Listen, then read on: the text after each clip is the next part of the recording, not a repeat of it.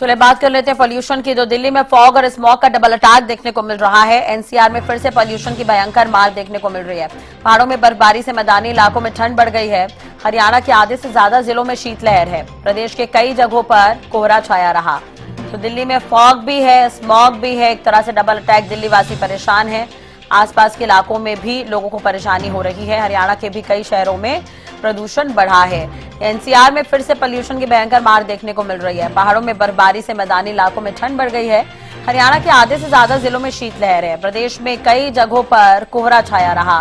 तो ये बड़ी खबर हम आपको बता रहे हैं। प्रदूषण लगातार बढ़ रहा है। हरियाणा के आधे से ज्यादा शहरों में शीतलहर। हालांकि कोल्ड वेव की पहले ही चेतावनी दी गई थी मौसम विभाग की तरफ से, और इसका असर भी देखने को मिल रहा है। पहाड़ों पर ठंड बढ़ी अचानक से, मैदानी इलाकों पर भी इसका असर है। पहाड़ों में तापमान में गिरावट है, मैदानी इलाकों में भी ठंड बढ़ गई है।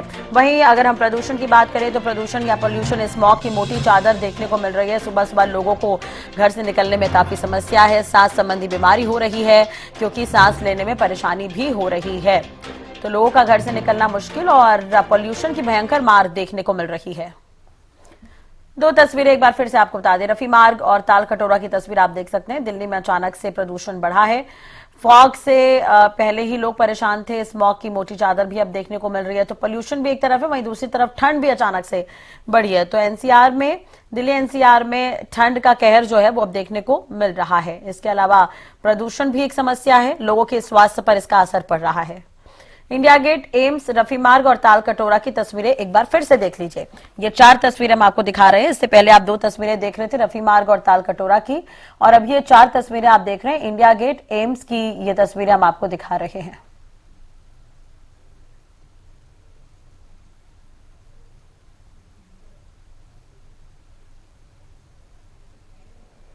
तो प्रशासन की तरफ से नियम लागू किए गए। कुछ जगहों पर ग्रैप 3 है, कुछ जगहों पर ग्रैप 4 है।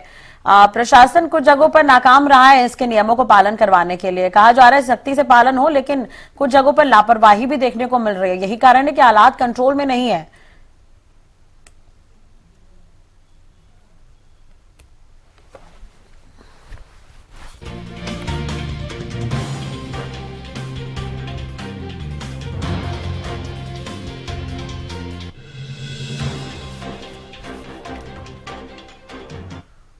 करनाल के क्या कुछ हालात है वो जान लेते हैं। संवाददाता महेंद्र हमारे साथ जुड़ गए हैं। महेंद्र, आपके पास आना चाहेंगे। करनाल में किस तरह की स्थिति है? प्रदूषण को लेकर क्या कुछ कहा जा रहा है? ठंड को लेकर क्या कुछ हालात है वहां पर? जी राजश्री, देखिए करनाल की बात करें तो यहाँ के लोगों को ठंड और प्रदूषण दोहरी मार झेलनी पड़ रही है, क्योंकि जिस तरह से तापमान में लगातार गिरावट हो रही है। करनाल जिला हरियाणा के उन 10 जिलों में शामिल है जहां न्यूनतम तापमान जो है 4 डिग्री के आसपास दर्ज किया गया है। जैसे में आप अंदाजा लगा सकते हैं, अलर्ट इन जिलों में जारी किया गया है कोल्ड वेव का और पाले का। उनमें करनाल जिला भी शामिल है कि यहाँ पर भी कोल्ड वेव और पारा जो है वो काफी नीचे जा सकता है। यही अलर्ट जारी किया गया है। उसके बाद प्रदूषण की बात करें तो प्रदूषण की मार भी करनाल जिले के लोगों पर पड़ रही है, जहां बीते 1 सप्ताह पहले यहाँ का AQI लेवल 50 के आसपास चला गया था। अब वो बढ़कर 230 पार कर चुका है। तो आप अंदाजा लगा सकते हैं कि जो वायु की गुणवत्ता किस तरह से खराब हुई है, क्योंकि पहले यहाँ 1 सप्ताह पहले ग्रैप 4 हटा था, उस समय पाबंदियां हटाई गई थी, तो जो रुके हुए काम थे उनमें तेजी आई थी। लेकिन अब इसका प्रतिकूल असर देखने को मिल रहा है कि दोबारा से जो एयर क्वालिटी है वो खराब हुई है, और यहाँ का एयर क्वालिटी जो सूचांक है वो 231 पर पहुंचा है। तो ऐसे में दोबारा से प्रतिबंध लगाने पड़े हैं सरकार को कि जो वायु की गुणवत्ता में जो खराबी आई है उसको दुरुस्त किया जा सके। तो ऐसे में दोहरी मार है प्रदूषण और ठंड की। जी राजश्री। बिल्कुल महेंद्र, अगर हम बात करें, एक तरफ फॉग भी है, स्मॉग की स्थिति भी है, एयर क्वालिटी इंडेक्स को लेकर क्या कुछ जानकारी है वहां पर? वहीं दूसरी तरफ ये भी आपसे जानना चाहेंगे कि प्रशासन की तरफ से क्या कुछ कदम उठाए जा रहे हैं ताकि स्थिति कंट्रोल में रहे? जी बिल्कुल राजश्री, देखिए सबसे पहले प्रदूषण की हम बात कर लेते हैं कि जिस तरह से AQI लेवल अचानक से बढ़ा है। तो पहले बता रहा था कि करनाल का AQI लेवल 50 तक पहुंच चुका था, लेकिन अब ये बढ़कर 231 पर गया। करनाल क्योंकि NCR क्षेत्र में शामिल है, तो ऐसे में ग्रैप 4 यहाँ पर लागू किया गया। दोबारा से जो निर्माण कार्य है, कई तरह के और अन्य कार्य थे, उन पर प्रतिबंध लगाया गया है प्रशासन की तरफ से, ताकि जिस तरह से जो हवा खराब हुई है यहाँ की उसको दोबारा से दुरुस्त किया जा सके। बात करें ठंड को लेकर भी एडवाइजरी जारी की गई है प्रशासन की, सरकार की तरफ से कि हरियाणा में 20 दिसंबर तक जो है येलो अलर्ट रहेगा कोल्ड वेव का, और इसके अलावा पाले का। कृषि विभाग ने एडवाइजरी जारी की है कि किसान किस तरह से अपनी सब्जी और फलों की फसलों को बचा सकते हैं, क्योंकि जो नर्सरी है, पौध है, वहां पर वो पॉलिथीन का इस्तेमाल कर सकते हैं किसान, और सब्जियों की जो फसलें हैं उन पर हल्की सिंचाई वो नियमित रूप से करें, ताकि उनकी जो फसलें हैं वो पाले की मार से बच सके। इस तरह की कई एडवाइजरी सरकार की तरफ से कुछ कदम भी उठाए गए, लेकिन अभी फिलहाल इससे कोई निजात लोगों को नहीं मिलेगी, क्योंकि मौसम विभाग के अनुसार 20 दिसंबर के बाद वेस्टर्न डिस्टर्बेंस का असर देखने को मिलेगा और पूर्वी हवाएं चलेंगी। इन पूर्वी हवाओं के चलने के साथ साथ गहरी धुंध का जो दौर है वो शुरू होगा और गहरी धुंध छाएगी। आप मेरे पीछे देख सकते हैं कि अभी भी जो है हल्की जो धुंध है वो दिखाई दे रही है। शहर का इलाका है, लेकिन गांवों में इस समय धुंध का कुछ असर देखने को मिल रहा है। और जिस तरह से मौसम विभाग जानकारी दे रहा है कि 20 दिसंबर के बाद वेस्टर्न डिस्टर्बेंस का असर रहेगा, तो उसके बाद ये धुंध का जो दौर है वो शुरू हो जाएगा और लोगों की मुश्किलें इससे बढ़ेंगी। जी, जानकारी और बातचीत के लिए कृष्ण जिंदल हमारे साथ जुड़ गए कालावली से, उनसे भी बातचीत कर लेते हैं। कृष्ण, आपके पास मैं आना चाहूंगी, कालावली की स्थिति क्या कुछ है अभी, वहां पर किस तरह का असर देखने को मिल रहा है फॉग और स्मॉग दोनों का? जी बिल्कुल, अगर हम कालावली की बात करें तो कालावली में सर्दी जो है बिल्कुल देखने को मिल रहा है। आज का जो अगर हम तापमान की बात करें तो जो पारा है वो किया गया है, उसी तरीके से अगर प्रदूषण की बात करें तो जहां पर प्रदूषण का असर भी आज देखने को मिल रहा है, क्योंकि पिछले 2-3 दिनों से जो उतार आप देखने को मिल रहा है। आज जो प्रदूषण है उसका जो एयर क्वालिटी का AQI है वो 55 दर्ज किया गया है। उस तरीके से अगर सर्दी की बात करें तो सर्दी भी काफी बिल्कुल देखने को मिल रहा है। और जहां पर लोग सुबह जब घरों से निकलते हैं तो पैरों में जूते और सिर पे टोपी और ऊपर गर्म चादर लेकर निकलते हैं, क्योंकि जो सर्दी का मौसम है बस सुबह शाम जहां पर बिल्कुल सर्दी का मौसम अपनी चपेट में किसी को लेना ले, इसलिए लोग पहले से जागरूक होकर अपना बचाव करने के लिए अपने हर तरीके से अपने को बचाने का प्रयास करते हैं। और अगर हम कोहरे और धुंध की बात करें तो जहां पर धुंध का फिलहाल कोई असर देखने को नहीं मिल रहा है, क्योंकि पिछले 1 सप्ताह से जहां पर बहुत बढ़िया धूप निकलती है और उस तरीके से जहां पर जो दिन का मौसम होता है, दोपहर का समय होता है, उस टाइम सर्दी से आम जन को राहत मिलती है। लोग जो है वो अपने घरों के बाहर निकलकर धूप सेक कर अपने आप को सर्दी से बचाव करने के लिए अपने आप को बचाते हैं। अस्पतालों की स्थिति की बात करें तो कहीं ना कहीं स्वास्थ्य पर भी लोगों का असर पड़ रहा होगा, तो वहां पर किस तरह के हालात है, व्यवस्थाएं किस तरह की है? दूसरी तरफ जो बेसहारा लोग हैं, क्या उनके लिए प्रशासन ने कुछ इंतजाम किए हैं वहां पर? जी बिल्कुल, अगर हम कालावली की बात करें तो सरकार की तरफ से रहने बसेरे का जो प्रबंध किया जाता है और उसी तरीके से जो कालावली का एरिया वहां भी नगर पालिका में हर साल रहने बसेरे का प्रबंध किया जाता है। और वहां पर जो जिनके पास घर के छत नहीं है, घर नहीं है, वो वहां पर अपना रात गुजार कर अपना जो समय व्यतीत करते हैं। उस तरीके से प्रशासन की तरफ से यहाँ पर नगर पालिका में रहने बसेरे का प्रबंध किया गया है, लेकिन अभी 2 दिन में शुरू हो जाएगा, क्योंकि प्रशासन ने इस बार थोड़ा देरी से काम किया है। और मेरी कल ऐसे जैसे बात हुई थी, उन्होंने सेक्रेटरी साहब को सख्त निर्देश दिए थे कि 1-2 दिन के अंदर जो रहने बसेरे का जो रख रखाव है और उसको शुरू किया जाए। और क्योंकि जो आम जन है, जो लोग है जिनके घर की ऊपर जो छत नहीं है और वो सर्दी के अंदर आप चौक चौराहों पर अपनी रात गुजारते हैं, उनके लिए इस रात गुजारने के लिए प्रबंध करके रहने बसेरे को जल्द से जल्द शुरू किया जाए। कृष्ण बने रहेगा हमारे साथ। मनोज मलिक भी हमारे साथ जुड़ गए हैं कैथल से, उनसे भी बातचीत कर लेते हैं। मनोज, कैथल में क्या कुछ स्थिति है? खबर ये भी मिली है कि वहां पर प्रदूषण लगातार बढ़ रहा है, प्रशासन कहीं ना कहीं लापरवाह बना हुआ है अभी भी कैथल में। ये बात करो तो एक बात से बिल्कुल जहरीली हो चुकी है। बात करें कैथल की तो 300 के पार तो एयर क्वालिटी है कैथल में पहुंच चुके, आम जनों का सामना तो भी करना पड़ रहा है। उसके साथ साथ बात करें तो बच्चों को जो इन्फेक्शन लगातार बढ़ते जा रहे हैं, और बुजुर्गों की बात करें तो सांस लेने में काफी परेशानियों का सामना भी उनको करना पड़ रहा है। ओपीडी अगर मैं बात करूं सरकारी हॉस्पिटल की तो लगभग 300 से 400 लगातार जो ओपीडी रोजाना बढ़ती हुई दिखाई भी दे रही है। उसके साथ साथ जहां आमजन इलाज करवाने के लिए सरकारी हॉस्पिटल आते हैं तो वहां पर डॉक्टरों की कमी होने के कारण वो वापिस ही लौट जाते हैं। और दूसरी बात करें, अगर डॉक्टर भी उनको मिल जाते हैं तो वहां पर दवाइयां उपलब्ध नहीं करवाई जाती, प्राइवेट केमिस्ट की दुकान पर ही उनको भेजा जाता है। जहां एक तरफ जहां कोहरे जो ठंड का कहर भी जारी है, दूसरी तरफ जहां जो वायु प्रदूषण है वो भी फैलता जा रहा है, तो आम आदमी काफी परेशानियों का सामना भी करना पड़ रहा है। उसके साथ साथ बता दें कि रैन बसेरे की बात करूं तो कैथल के अंदर जो रैन बसेरा बनाया गया है लगभग बस स्टैंड से लगभग 6 किलोमीटर दूर ट्रेंड बेसरा बनाया गया, जहां पर कोई भी लोकेशन नहीं दी गई है। और बात करें तो आमजन जो रात गुजारने के लिए जो यात्री है या प्रवासी लोगों की मैं बात करूं तो वहां पर पहुंचना उनके लिए बहुत ही मुश्किल होता है, ना ही उनको कोई साधन मिल पाता है। तो व्यवस्था की अगर मैं बात करूं तो व्यवस्था अभी तक दुरुस्त नहीं करवाई गई है। आमजन अगर प्रवासी लोग या बात करें आम जो लोग वहां पर रात गुजारने के लिए रुकते हैं तो उनको भी काफी परेशानियों का सामना करना पड़ता है। जी बिल्कुल। मनोज बने रहेगा हमारे साथ। लाजपत भी जुड़ गए हैं हमारे साथ सोनीपत से। लाजपत, सोनीपत में क्या कुछ हालात हैं ठंड को लेकर? फॉग और स्मॉग की स्थिति क्या कुछ है वहां पर? पोल्यूशन लगातार बढ़ रहा है।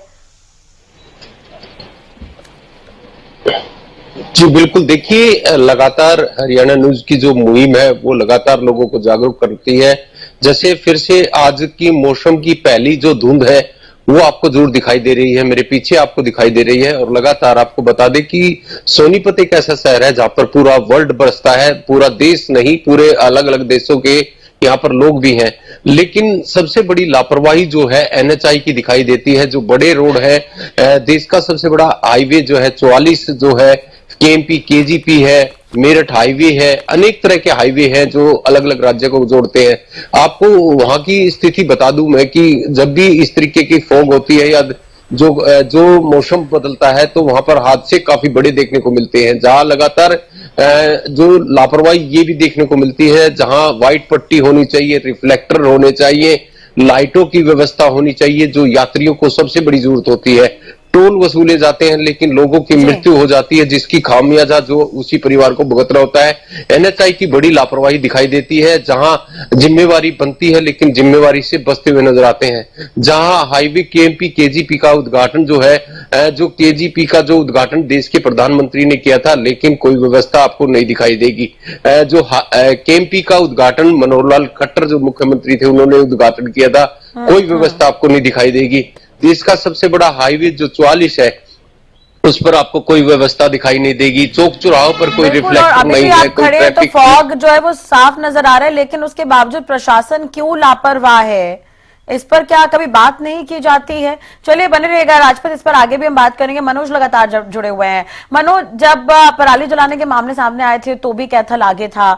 अभी भी अगर हम प्रदूषण की बात करें तो भी कैथल में कहीं ना कहीं प्रदूषण और पोल्यूशन जो है लगातार बढ़ रहा है। प्रशासन कितना एक्टिव है वहां पर?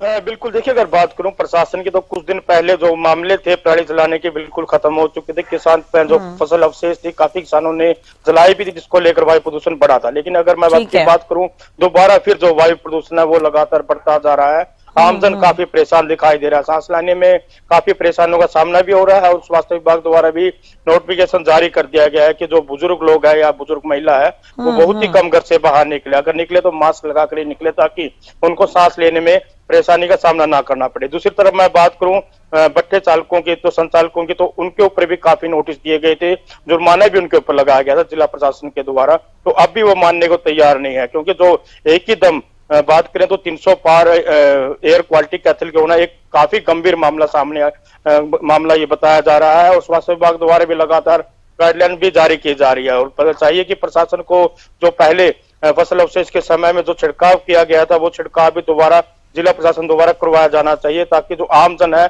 उनको किसी भी प्रकार की परेशानी का सामना ना करना पड़े। उसके बाद बता दें कि आंखों में जलन और लगातार काफी जो इन्फेक्शन है वो भी देखने को मिल रहे हैं। उसके साथ साथ गले में खरोंच और जो वायरल है वो भी लगातार बढ़ता दिखाई दे रहा है। जी बिल्कुल, मनोज बने रहेगा हमारे साथ। कृष्ण लगातार जुड़े हुए हैं, कृष्ण से भी बातचीत कर लेते हैं। कृष्ण, प्रशासन कितना एक्टिव है इसको लेकर हम इससे पहले बात कर रहे थे, लोग कितने जागरूक हैं? अगर हम सर्दी को लेकर बात करें तो जो प्रशासन है, पुलिस प्रशासन खासकर जो है वो धुंध को लेकर समय अपना नियम को जो आदेश है वो लागू करता है और उस तरीके से जागरूक भी कर रहा है कि जो टैक्सी स्टैंड है, जब स्कूल वैन है, जब स्कूलों में जाकर बच्चों के लिए है वो उनको कहीं ना कहीं जाके जागरूक करता है कि जो स्कूल धुंध के समय में अपने वाहन है वो धीरे चलाएं और हार्न का प्रयोग करें, डिस्टर का प्रयोग करें। उस तरीके से जो हेडलाइट है उस पर पीला पन्नी लगाकर फॉग लाइट का प्रयोग करें। उस तरीके से कहीं एक्सीडेंट ना हो जाए, उस तरीके से जो इंडिकेटर का प्रयोग करे, उस तरीके से प्रशासन समय समय जो पुलिस प्रशासन खासकर ट्रैफिक इंचार्ज है वो लोगों को जागरूक करते हैं। चलिए, प्रशासन अपनी तरफ से तैयारी करके रखा हुआ है, लेकिन लोगों का जागरूक होना भी बहुत जरूरी है। कृष्ण, बहुत बहुत शुक्रिया तमाम जानकारी और बातचीत के लिए। गगन सांगर भी हमारे साथ जुड़ गए हैं, उनसे भी बातचीत कर लेते हैं। गगन, कुरुक्षेत्र में किस तरह के हालात हैं, क्योंकि फॉग और स्मॉग दोनों ही बढ़ रहे हैं, तो लोगों को परेशानी हो रही है और प्रशासन कितना एक्टिव है वहां पर? बिल्कुल राजश्री, देखिए इस समय टेम्परेचर जो है 8 डिग्री दर्ज किया जा रहा है। लगातार टेम्परेचर में गिरावट देखने को मिल रही है और जिस तरीके से देखिए सर्दियों के दिन बढ़ रहे हैं और लगातार जो है नेशनल हाईवेज की बात की जाए, सड़कों की बात की जाए तो फॉग है जो देखने को मिल रही है। तो ऐसे में देखा जा सकता है कि जो वाहनों की गति है वो काफी धीमी देखने को मिल रही है। तो देखिए सुबह के समय में और शाम के समय में ही जो है धुंध जो है जो दिखाई दे रही है सड़कों पर। और देखा जाए तो दोपहर के समय में धूप निकलने की वजह से लोगों को अभी महसूस नहीं हो रहा है कि ठंड कितनी पड़ रही है, क्योंकि सुबह और शाम की ठंड अभी चल रही है। और ऐसे में देखा जा सकता है कि प्रशासन भी पूर्ण रूप से अलर्ट देखने को मिल रहा है। पुलिस प्रशासन की बात की जाए या जिस तरीके से नगर पालिकाओं की बात की जाए, देखिए जिनके अंडर रैन बसेरे आते हैं, तो ऐसे में देखा जा सकता है कि दोनों ही प्रशासन और सरकार इस पर लेकर काफी सख्त देखने को मिल रहे हैं। देखिए नगर पालिकाओं और सरकार के द्वारा जिस तरीके से पूरे हरियाणा के अंदर रैन बसेरे बनाए गए हैं ताकि लोगों को, जिन लोगों के सिरों पर छत नहीं है, वो आराम से रात को जो है आराम जो है कर सके और देखिए ठंड से किसी न किसी तरीके से बच सके। और दूसरी तरफ देखिए जो लोगों को पुलिस प्रशासन के द्वारा जागरूक भी किया जा रहा है। और देखिए ठंड का समय है, गाड़ियों पर और मोटर व्हीकलों पर जो है रिफ्लेक्टर टेप अब जो लगवाई जा रही है और हर एक जगह देखिए सीसीटीवी कैमरे भी लगवाए जा रहे हैं ताकि देखिए धुंध के समय में अक्सर देखा जाता है कि कई बड़े हादसे भी देखने को मिलते हैं। ऐसे में पुलिस प्रशासन के हर एक मोड़ पर जो है, जो नेशनल हाईवेज की बात की जाए तो कुछ एक दूरी पर जो है पुलिस के वाहन जरूर खड़े होते हुए दिखाई दे रहे हैं और जहां पर कंस्ट्रक्शन का जो है काम चल रहा है वहां पर देखिए रिफ्लेक्टर टेप लगाई जा रही है ताकि कोई हादसा ना हो सके, क्योंकि देखिए धुंध की वजह से बहुत से हादसे देखने को मिलते हैं, काफी लोगों की जान भी चली जाती है। और ठंड की वजह से देखिए रैन बसेरे बनाए गए हैं सरकार ने पूरे हरियाणा के अंदर, इसको लेकर काफी एक्टिव मोड में देखिए सरकार देखने को मिल रहा है, क्योंकि ठंड की वजह से कई लोगों की जान भी चली जाती है। ऐसे में रैन बसेरों एक जो गरीब तबके के लोग हैं जिनके पास अपने खुद के घर नहीं है, उनके लिए बड़ी राहत भरी बात रहती है। तो ऐसे में देखा जा सकता है कि सरकार भी और प्रशासन भी इसको लेकर काफी सख्त देखने को मिल रही है। जी राजश्री। बिल्कुल, गगन बने रहेगा हमारे साथ। लाजपत भी जुड़े हुए हैं। लाजपत, हम प्रशासन को लेकर बात कर रहे थे, इतनी लचर व्यवस्था क्यों है वहां पर? जब इस तरह की स्थिति है तो प्रशासन को तो अब तक एक्टिव हो जाना चाहिए। क्या किसी बड़े हादसे का इंतजार कर रही है क्या वहां पर प्रशासन? देखिए बिल्कुल राजश्री, आपको भी पता है जब कोई बड़ा हादसा होता है तभी देश जागता है। इससे पहले कोई भी कानून कार्रवाई या किसी चीज पर कोई ध्यान नहीं देता।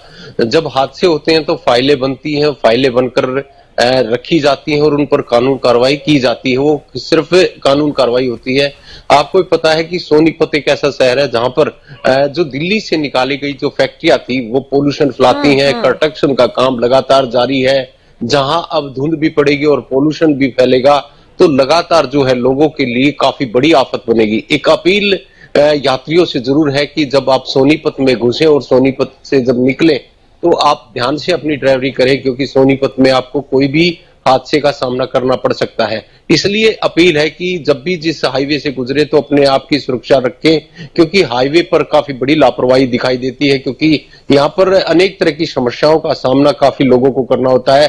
अस्थमे के, एलर्जी के जो लोग हैं उनको काफी बड़ी दिक्कत रहती है। यहाँ पर जो पोल्यूशन का सबसे बड़ा प्रकोप है, अब जब धुंध पड़ेगी और पोल्यूशन जब फैलेगा, जो बुजुर्ग व्यक्ति हैं, जो अस्थमे के, एलर्जी के लोग हैं। बिल्कुल, चले लोग तो सतर्कता दिखाएंगे लेकिन प्रशासन भी जाग जाए तो बेहतर होगा। बहुत बहुत शुक्रिया आप सभी का जुड़ने के लिए और जानकारी देने के लिए। तो आपको बता दें, पहाड़ों में बर्फबारी हो रही है लेकिन मैदानी जगहों पर भी इसका असर देखने को मिल रहा है।